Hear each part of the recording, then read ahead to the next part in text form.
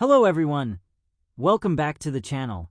Today I have an exciting off-campus internship update from Meta.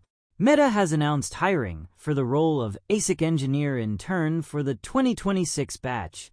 This is a full-time internship opportunity, and the job location is Bangalore.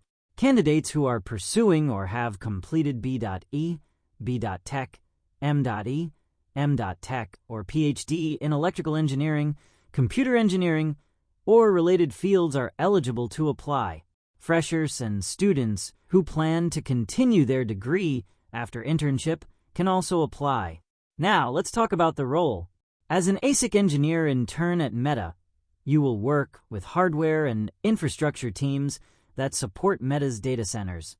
You will be involved in design verification, debugging hardware issues, creating automation scripts, and working with advanced chip design tools.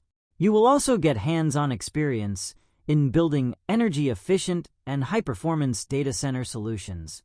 To be eligible for this role, candidates should have basic knowledge of computer architecture and logic design, experience with SystemVerilog, Verilog, or VHDL is a plus.